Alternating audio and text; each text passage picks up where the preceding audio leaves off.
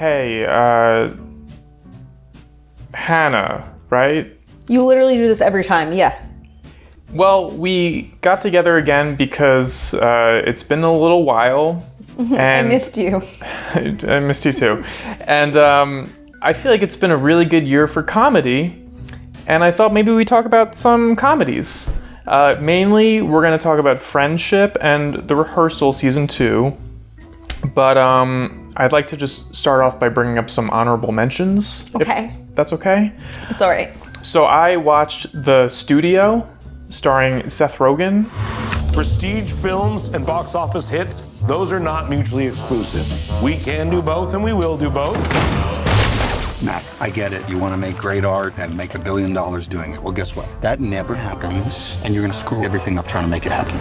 It's an amazing show, and everyone should watch it. Everyone?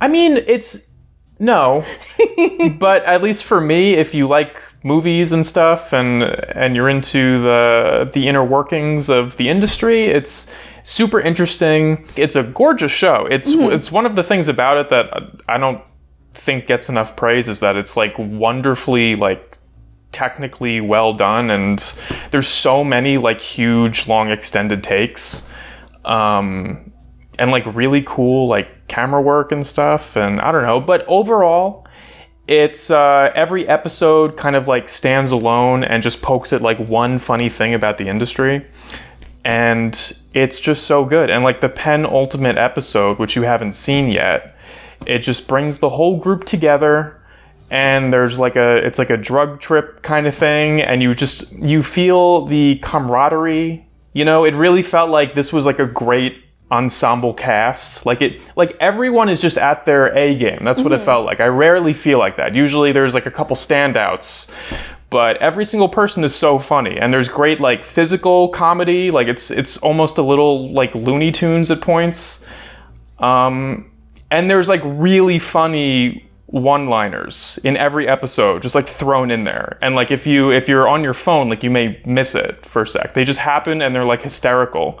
But also I feel like that's good, because I feel like there's been a trend of things made, especially made for streaming, being geared towards people that aren't paying attention. And I tend to find that insulting. So it's like nice when like a show treats you like you're smart and they treat you like you got it all.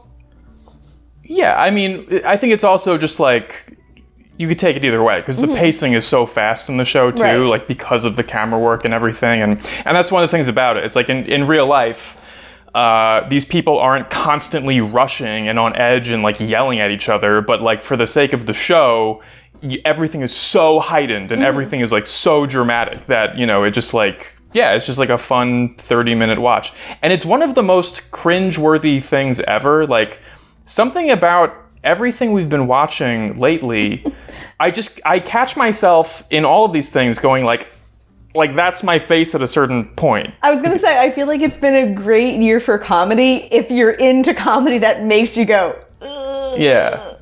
Yeah, with all four of these things we're talking about, every single one. But that is my little mini review of The Studio. I think everyone should watch it. It's like 10 episodes. You could binge it. You saw like 2.5, and then they started spoiling some stuff. So do you have any notes on the first 2? No notes. Is this too much leg? Comment down below. Next. Love on the Spectrum. Finding love can be hard for anyone. And just a little nervous. Always wonder what it'd be like to kiss a girl. He's never gonna get married. And for some people, it can feel like an impossible dream. What'd you think about Love on the Spectrum? I love Love on the Spectrum. So do I. Why do you love it, and why are there so many people that refuse to watch it, such as my parents? That's a deep question. Well, just go, maybe just why do you love it? I think, well, I mean, I guess my attempt to answer that question would be like, it's at times uncomfortable, and it's forcing you to like look at things that feel a little uncomfortable, you know? Well, I think the show has a little bit of backlash because people think it's like making fun of autistic people, or it's infantilizing them. And it's a big world. It's like some people are going to see it that way, but also other people are going to be like, it's like inspiring. It's like, you know, people that have autism aren't just one thing, and they can, you know, lead full lives that include this aspect of life. But that we never see autistic people cast as a love interest in movies, you know? But it's like autistic people are looking for love. Sure. And here's the thing. The only reason we're talking about it in this video is because the show is fucking hysterical. It's really funny. I mean, it's so funny. Because they, like, the editors just linger on all of the awkwardness and weirdness of the situations. So in a way, I mean, it kind of does, like, poke fun at them for being weird, but I don't feel like it's laughing at them. Like when it's funny, it's not funny because we're like, haha, that guy is so stupid. It's just like dating's awkward. Yeah, it's more like the situation it's awkward, is funny and but it's also so like genuine, you know? Yeah, because the thing that's so good about the show is that these people are, if they were fictional TV characters, they would be like the best characters ever. I mean, one of the guys in the show is like a clone of Napoleon Dynamite. Why? You're going bushwhacking somewhere and you need swords to protect you? You know? There's another guy in the show, Connor, who's like, his facial expressions, he feels everything so much that like someone says something that he's surprised by and he goes, huh? And it's like hysterical. And I mean, I think if they were written as fictional characters, it would be too over the top. We'd be watching and we'd be like, this isn't realistic. So the fact that like it is like, you know, like a documentary kind of. Yeah. So yeah, I don't know. I'm not going to go ahead and like spoil the jokes that happen, but we'll insert maybe the very last scene from the first episode right here. Do you like nature by any chance? That is a very good question. I've never really thought about that. I guess I am more of a city person. I prefer the hustle and bustle.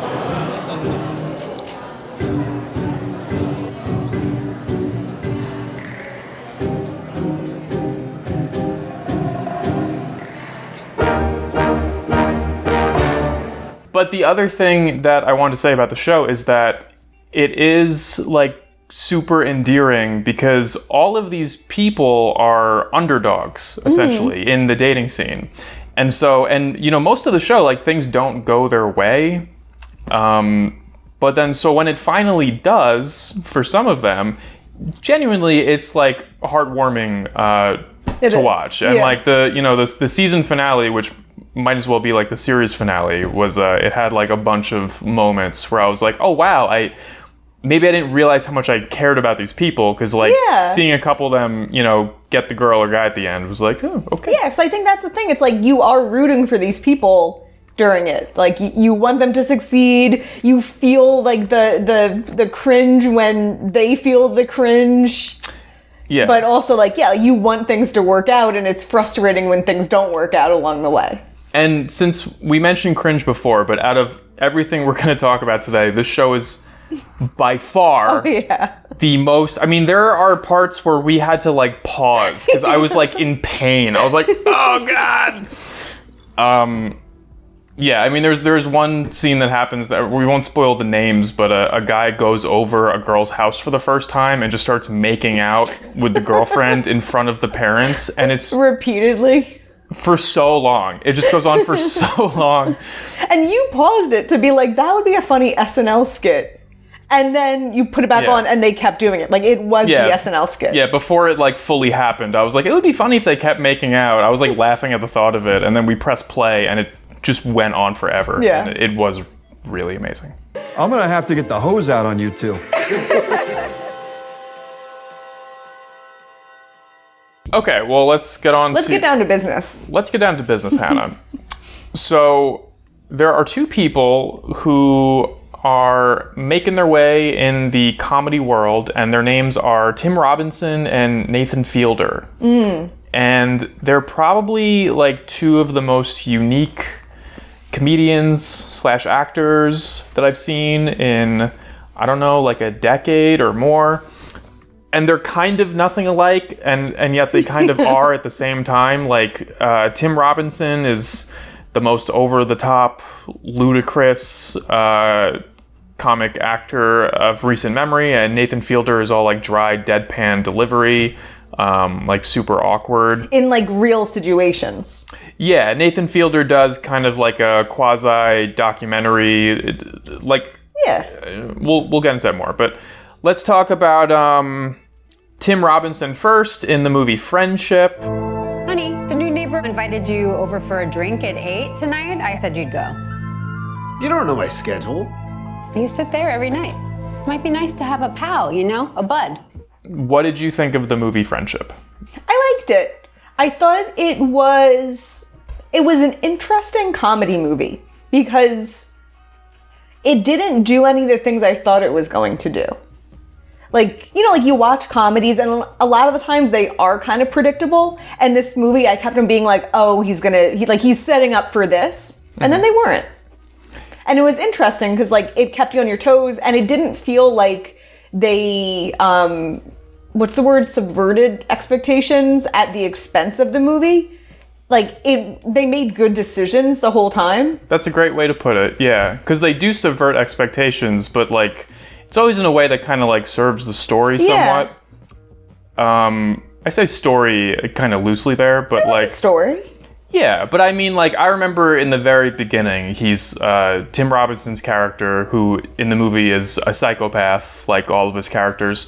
He's, like, holding a fragile thing. Like, Paul Rudd gives him this priceless artifact, and I'm like, he's gonna drop it, that's the joke, and then it just doesn't happen. And I was like, oh! I was like, maybe this won't be terrible, I don't know. Yeah, it's a really... I've never seen anything quite like it before, and I kept kind of going back and forth on what I thought about it, like, as I was watching it. And then I think I just appreciate it because the movie is it's a friendship bromance movie with Paul Rudd as the more or less straight guy, Tim Robinson's the wacky guy. But it's shot like an A24 thriller. Some of the comedy doesn't land at all, but it's kind of glued together by the fact that Tim Robinson will make people laugh just by being there. Like, in fact, him and Nathan Fielder both have the same superpower. Yeah, where, they like, have a funny presence. Yeah, like the movie opens, Tim Robinson's dumb face like comes into frame, and everyone just starts laughing. Nothing. But also, like, you knew he was going to say something wacky, and he did. Like, that was a good first line from him. People started laughing before he said anything. Yeah. His face is just so ridiculous because he does this like hyper overacting or something. You know, it's just everything is so over the top. Like, he does not really belong acting in a feature film, but that's what makes it so interesting. Yeah, it's like, I feel like I still haven't been able to totally put my finger on it just because, like, it wasn't like other comedies I've seen. Like, you say, like, some of the jokes didn't land, but I feel like they didn't put so much stake in any of the jokes that it felt awkward when they didn't land. Like, I've had this experience, like, in movie theaters especially, where, like, you can tell this is supposed to get a big laugh. Maybe even there's, like, a beat after it because they're expecting the audience to be laughing or something. Or it's, like, so out of left field. And then it feels uncomfortable when no one reacts to it. Yeah. And I feel like this movie didn't really have those moments. It didn't try to be relentless. So, like, when it didn't land, it was okay. Like, it kept moving. I can see the future. It's full of pals. I'm on the edge of life, and the view is gorgeous. There's one scene which is like, it's so good. I can't really say anything about it, but it's like anti-comedy. It's I thought about it when I had lunch today. It's so so unbelievably funny, and it's like, and so like unexpected, but not in like it's unexpected because it's so wacky. It's just kind of like, yeah, it like perfectly plays with like a really played out movie trope. Mm-hmm. In fact, something that happens in the show The Studio, which I liked, but you know, and it just kind of like pulls the rug out from under you, and it was just great. Yeah. So yeah, overall, I think it's not like a hard recommend for me, because I think a lot of people are just gonna look at this movie and be like, what? Yeah, like it's not the funniest thing I've ever seen, but it was an interesting watch. Yeah, it was very interesting. I kept thinking about it. It gets kind of like dark and creepy, and that's the other thing I wanted to mention too, is that so in Tim Robinson's sketch comedy show, he always plays this like really kind of creepy guy you would never want to meet in real life. Like something is clearly wrong with him. And so this movie like leaned into that. And it was like, okay, what if this is set inside of like a real world? You asked about seeing it twice. I did. Which was, you've never said that to me before. You've never been like, hey, should we see that again? Well, yeah, because it's never. It's one of those things where it's just kind of like interesting, and also I can't remember the last time that we saw a comedy movie and like people were laughing. It felt good to be in a theater where people laughed. Yeah. In fact, if I watched this, if we watched it at home, I don't think we would have liked it as much. Because I think for a lot of it, me and you are pretty like stone-faced for most comedies, you know.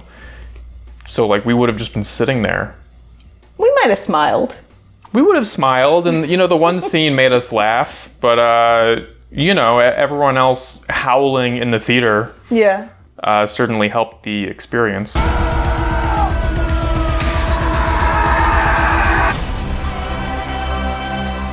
There's a new Marvel out that's supposed to be nuts. We should go see that. So, Kevin, I actually didn't turn the cameras on.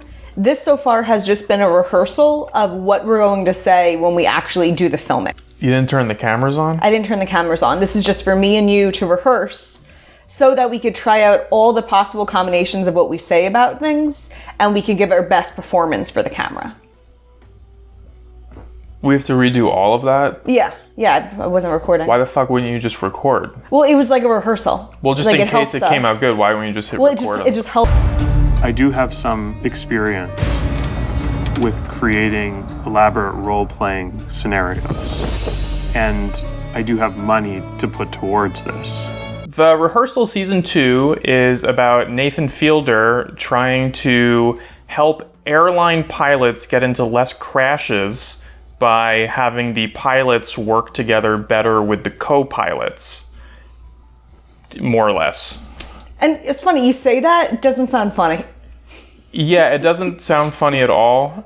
In fact, one of my favorite parts early on was Nathan just acknowledging, like 10 minutes into the show, that nothing funny has happened yet. Yeah. And yeah, it's a really interesting show because it's about like a real subject. It's kind of like dark in the beginning. I feel like it needs more introduction than that. Well, we can... Like, I feel like there's so much context necessary. No, there's not, because here's the thing. The show is off the wall, like batshit crazy. Yeah. But also that doesn't feel like it describes it either. Because it's not crazy in the way that anyone that hears that would be like, oh, it's crazy. If anyone hasn't watched the show yet, they should know as little as possible going into it. What people should know going into the show is that Nathan Fielder makes, technically speaking, scripted comedies where, like, at least based on interviews I've seen, they write out like an outline for the show, but the show is also a documentary to some degree. So they have like real life people in the show who aren't actors. And then if something interesting happens, they'll kind of like lean into it and be like, oh, what's going to happen if we keep filming this person, you know?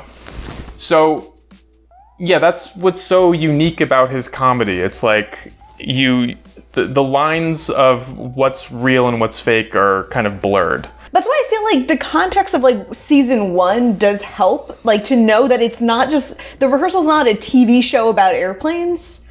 It's like the concept is about like rehearsing scenarios before they happen and like overcommitting to rehearsing those scenarios. So in season 1, he like applied it to something different, and then season 2, he applied it to the airplanes, but it also like took so many meandering turns the whole way through that like each episode was like, I mean, I want to say each episode was a treat, but it was also like such a surprise about like yeah, like where are we gonna go to get up this mountain in like the weirdest way possible?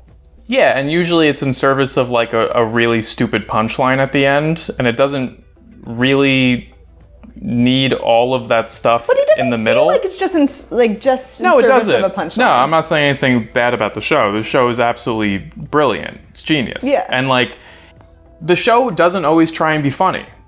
And that's what's kind of interesting about it, is that like, I think episodes 2 and 3 were like very comedy heavy, and then by the last episode, there's almost no comedy in it. You're just like your like jaw is on the floor by what is happening. Yeah, I feel like it's such an interesting mix of emotions, because like throughout like both the seasons also, it's like I'm cringing, I'm laughing, and also like I'm in awe, and I'm also surprised. Yeah. Like I've never had a show take me on such like a roller coaster. No, that's why, I mean, yeah, this and the friendship movie, I feel like there's nothing like it. Particularly with this though. I wouldn't say the friendship movie in that. The friendship movie was so unique, as far as like a straight up like scripted comedy, I thought. But yeah, with the But I feel like with the rehearsal, like I'm sitting there, I'm laughing, I'm crying. Like the friendship didn't affect me as much. But like the rehearsal, I was like overwhelmed with emotion at times, because it was just like I was so like my mind was blown watching it several times. In order to make change, it's going to take something different. Mr. Fielder, where does your sense of altruism come from, where all of a sudden you want to save lives? You're known for pranking. Okay, we're gonna spoil the rehearsal season 2, so watch. If you haven't watched it, go watch it and come back. This is not for you. Watch the show. Watch the show if you're interested. Don't watch us talk about the show. Just watch the show and then come back. Unless you've seen the show, then watch us. So, it's so good. It's so good. That's all we had to say. Where do we start? I just wanted to mention how hysterical it was that he spends a full episode committed to calling Paramount Plus Nazis for removing an episode of Nathan For You. And that was so funny. Like, again, I do not laugh easily, but him being like, I didn't know what the German Paramount Plus offices look like, and it cuts to like the inside of the castle with like the Paramount banners hanging down and like the SS officer. It was so and then funny. I loved the conversation with like the officer guy, and then like the officer guy was like kind of breaking character, but also not. He's like, you made me dress up like a Nazi. Like, you don't want to listen to me. You just want to prove your own point. And I'm like, that's true, because he does just want to prove his own point. Yeah. And that's another thing where it's like, yeah, was that scripted or not? I'm sure that was scripted. You think that type of stuff was scripted? What the actor said? You think he told the actors to say that? Yeah. Huh. Because especially like, because it was an actor that he hired, you know? When you have like But it sounds like a lot of situations he told the actor, like, this is kind of the constraints, but like improv within that. I think this show is way more planned out than people realize. Okay. But when you have the people who aren't actors, like you have the one black lady who talks about how she has wet dreams of Albert Einstein. Well, she is an actress. She was an actor. I thought she worked at the airport or something. No, she was one of the actors. Oh yeah, you're right. That was miming the pilot guy. Okay. Well, that to me felt unscripted, because Nathan looks like he's going to break. All of this feels unscripted. So like I guess there is like a line of like, we don't know what exact situations aren't. I feel like some of it, he must just like talk to them for so long and then steer them to kind of get like the right sound bites. Mm-hmm. But it does feel kind of like a normal person, but just being really weird. But that's and actors are weird people. That's part of there's so many things that are so good about the show. So one of the things that's so good is just the creativity in everything. Like the idea of, you know, putting on a singing competition within the show, like that's funny in and of itself, but then having like voting boxes outside to rate the judges just like adds another layer to it. And that was the whole point of it. They only had a singing competition to see how people can still like someone who told them bad news. Yeah. It's so stupid, but it's like so brilliant at the same time. And yeah, speaking of like moments that were clearly scripted, was like he gives the emotional speech to the one girl that he tells like, you know, you can keep doing this because you woke up this morning and you came here. And it just like, it goes on for like 2 minutes and it feels so genuine while you're watching it. And then he goes into the voting box and it's like a 6. Yeah. And I'm like, that's hilarious, but it's clearly a scripted element. That's okay. But yeah, I think the show's interesting because it does blur the line. So like you don't know exactly, and it's like, does it matter? Yeah. Yeah. When they dressed him up as a baby and put him into a 30-foot tall room with a giant puppeteered mother, I was like, is this real or like? Right. Is that like what he really does every day? It's like it blurs the line so well. Yeah. Help.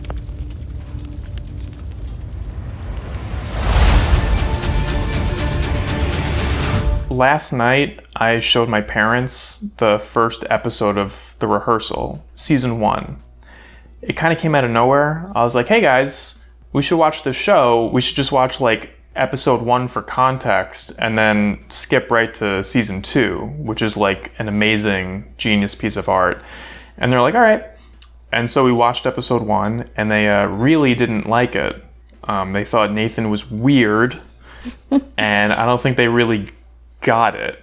And like all of these like hysterical moments are playing out and there was just no reaction. But right now, as we speak, they're watching season 2, episode 1. They are? Because today I was just like frustrated. I was like, how dare they not like this show? Mm-hmm. And so they call you a son. I know. So I was like, all right. So I was like, you're never going to watch it, right? And they're like, no. So I was like, okay. So can I spoil it? And they're like, sure. So I just told them what happens the entire season 2 plot line. And they're like, oh, that does sound good. And so now they're... now that they know. Now that they know everything that happens, they're watching it. All right, so Dad, you just watched the first episode of season 2 of Nathan For You, which we just gave rave reviews about. So what did you think? It's interesting. I give this guy a lot of credit for putting what he's done together to get this thing. This is just, this episode, 1 episode out of how many? 6, I think he said. Mm-hmm. So, and we're about maybe halfway through the second one. But it's amazing what this guy has put together and the detail that he goes in depth to be able to drive these conclusions or what his goal is to come to these conclusions about what's happening with the lack of communication in the cockpit. It's like a little scary. So you really didn't like the first episode of season 1. Are you coming around to Nathan Fielder now? Yes, I think that I might be. I mean, I'm going to reserve final opinion till maybe another episode or 2. But yeah, I mean, well, I don't know. You said, have you seen Nathan For Me or no? Nathan you did? No, it's for me. For you. Did you? Well, she saw it for her. I saw it for me. Okay. But I was not a fan. We only saw the 1 episode, but he just is such a dork and very uncomfortable with himself. I mean, it's just like the most awkward person I think I've ever seen on the wrong side of a camera. And you've met Kevin. That's what makes it funny. He's playing a character, kind of. That's funny. It's amazing. It really is amazing. I mean, this guy, the fact that he is, producing this and directing it and whatever else singing he's doing to it, his name is up there multiple times. Yeah, you got to give him a lot of credit. So. All right. Well, you heard it here, folks. My dad likes Nathan Fielder. Woo! Woo! All right. Was that it? Yeah, that's it. You're dismissed. Okay. Thank you.